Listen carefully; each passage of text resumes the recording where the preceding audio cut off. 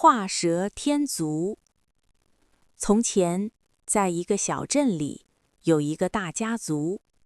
家族里有一个老人，老人年纪很大了，他知道自己快要死了。一天，老人把家里所有人叫过来，他说：“我有一壶好酒，但是酒不多，只够一个人喝。”他看了看大家，说：“你们来比赛吧，谁先画完一条蛇，这壶酒就是谁的。”大家都很高兴，他们拿起树枝，在地上开始画蛇。大家都很认真地画，没过多久，大哥画完了。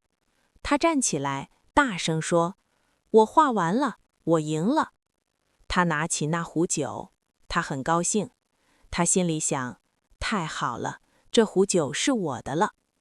但是大哥看了看其他人，他们还在画，他想：我还有时间，让我把蛇画得更好看一点。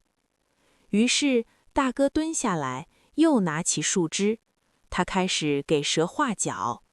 他一边画一边说：“我的蛇有脚，更厉害，更好看。”就在这个时候，二哥也画完了。二哥站起来，看了看地上的画。二哥走到大哥面前，拿走了那壶酒。大哥很生气，说：“你干什么？那是我的酒，我先画完的。”二哥平静地说：“大哥，蛇没有脚，你画的不是蛇。”大哥看了看自己画的蛇，蛇有4条腿。二哥继续说：“比赛是画蛇，不是画蛇和脚。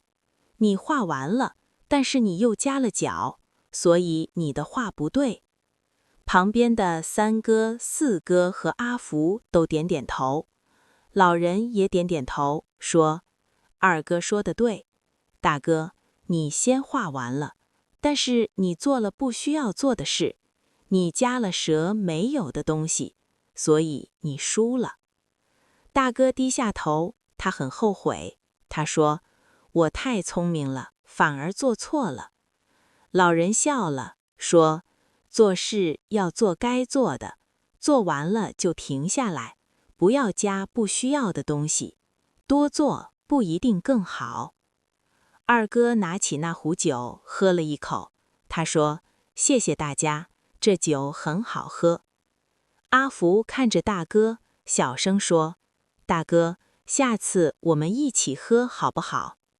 大哥笑了，说：“好。下次我不再画蛇添足了。”大家都笑了。